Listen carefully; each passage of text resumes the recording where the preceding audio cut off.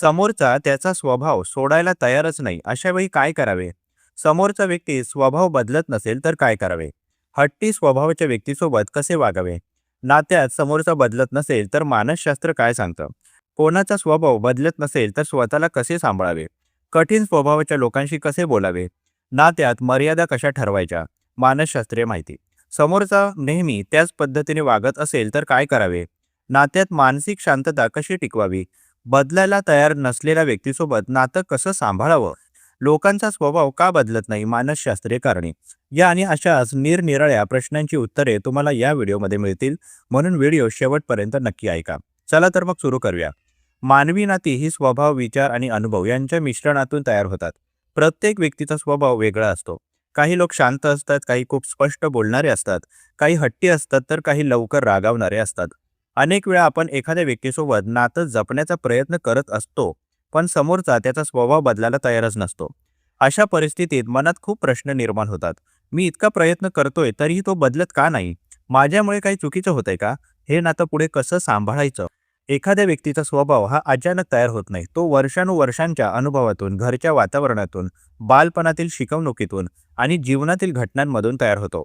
त्यामुळे एखाद्याला तुझा स्वभाव बदल असे सांगितल्याने तो लगेच बदलत नाही. अनेकदा लोकांना त्यांच्या स्वभावातील काही गोष्टी चुकीच्या आहेत हेच कळत नाही. काही वेळा त्यांना कळतं पण ते बदलायला तयार नसतात. अशा वेळी सर्वात आधी एक गोष्ट समजून घेणे महत्त्वाचे असते. ती म्हणजे आपण कोणालाही जबरदस्तीने बदलू शकत नाही. माणूस तेव्हाच बदलतो जेव्हा त्याला स्वतःला बदलण्याची गरज वाटते.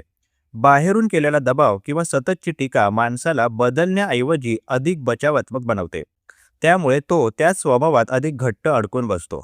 अनेक लोक नात्यात एक मोठी चूक करतात. ते समोरच्याला बदलण्याचा खूप प्रयत्न करतात. सतत समजावणे, टीका करणे, दोष देणे किंवा राग व्यक्त करणे. पण या गोष्टींमुळे परिस्थिती सुधारत नाही. उलट नात्यात अंतर वाढत जाते. कारण प्रत्येक व्यक्तीला स्वतःचा स्वभाव योग्य वाटत असतो. अशा परिस्थितीत सर्वात पहिला मानसशास्त्रीय उपाय म्हणजे वास्तव स्वीकारणे. स्वीकार म्हणजे चुकीला मान्यता देणे नाही, पण एखाद्या व्यक्तीचा स्वभाव सध्या असा आहे हे मान्य करणे. जेव्हा आपण वास्तव स्वीकारतो तेव्हा मनातील अपेक्षा कमी होतात. अपेक्षा कमी झाल्या की मानसिक ताणही कमी होतो. दुसरी महत्त्वाची गोष्ट म्हणजे मर्यादा ठरवणे. जर समोरच्या व्यक्तीचा स्वभाव आपल्याला वारंवार दुखावणारा असेल, अपमान करणारा असेल किंवा मानसिक ताण देणारा असेल, तर आपल्या मर्यादा स्पष्ट करणे आवश्यक असते. मानसशास्त्रात याला हेल्दी बाउंड्रीज असे म्हणतात. उदाहरणार्थ, कोणी वारंवार कठोर बोलत असेल तर शांतपणे सांगणे की अशा प्रकारे बोलले तर मला त्रास होतो. मर्यादा ठरवण्याचा अर्थ भांडण करणे नाही, तर स्वतःच्या भावना स्पष्टपणे मांडणे हा त्याचा उद्देश असतो. जे लोक आपल्या भावना स्पष्ट सांगतात त्यांचे नाते अधिक संतुलित राहते असे संशोधन सांगते. तिसरी गोष्ट म्हणजे स्वतःवर लक्ष केंद्रित करणे. अनेक वेळा आपण समोरच्याच्या स्वभावावर इतके लक्ष केंद्रित करतो की स्वतःचे आयुष्य विसरून जातो. पण दुसऱ्याला बदलण्याचा प्रयत्न करण्यापेक्षा स्वतःच्या विचारांवर आणि भावनांवर काम करणे अधिक प्रभावी असते. स्वतःला प्रश्न विचारणे महत्त्वाचे असते. या परिस्थितीत मी काय बदल करू शकतो? मी या गोष्टींकडे वेगळ्या दृष्टीने पाहू शकतो का? माझ्या अपेक्षा वास्तववादी आहेत का? अशा प्रश्नांमुळे मनात स्पष्टता येते. चौथी गोष्ट म्हणजे संवादाची पद्धत बदलणे. अनेक वेळा आपण जे बोलतो ते चुकीचे नसते, पण बोलण्याची पद्धत चुकीची असते. जर एखाद्या व्यक्तीला सतत दोष दिला तर तो बचावात्मक होतो. पण जर शांतपणे भावना व्यक्त केल्या तर समोरच्याला ऐकण्याची शक्यता वाढते. उदाहरणार्थ, तू नेहमी चुकीचं वागतोस असे म्हणण्याऐवजी तू असे वागतोस तेव्हा मला वाईट वाटते असे सांगितले तर संवाद अधिक सकारात्मक होतो. पाचवी गोष्ट म्हणजे भावनिक अंतर ठेवणे. काही लोकांचा स्वभाव असा असतो की ते पटकन बदलत नाहीत. अशावेळी मानसिक संतुलन टिकवण्यासाठी थोडे भावनिक अंतर ठेवणे आवश्यक असते. याचा अर्थ नातं तोडणे असा नसतो, पण समोरच्याच्या प्रत्येक कृतीला मनावर न घेणे शिकणे असते. जे लोक प्रत्येक गोष्ट वैयक्तिकरित्या घेतात ते जास्त तणाव अनुभवतात. पण जे लोक परिस्थितीकडे थोड्या अंतराने पाहतात त्यांचे मानसिक आरोग्य चांगले राहते. सहावी महत्त्वाची गोष्ट म्हणजे संयम. स्वभाव बदलणे ही खूप संत प्रक्रिया असते. अनेक वेळा लोक लगेच बदलत नाहीत, पण जर वातावरण सकारात्मक असेल, संवाद शांत असेल आणि दबाव नसेल तर हळूहळू बदलाची शक्यता निर्माण होते. कधीकधी आपल्या शांत वागण्यामुळेही समोरच्या व्यक्तीला स्वतःच्या वागण्याचा विचार करावा लागतो. मानसशास्त्रात याला रिफ्लेक्शन इफेक्ट असे म्हटले जाते. म्हणजे आपल्या वागण्याचा परिणाम समोरच्याला विचार करायला भाग पाडतो.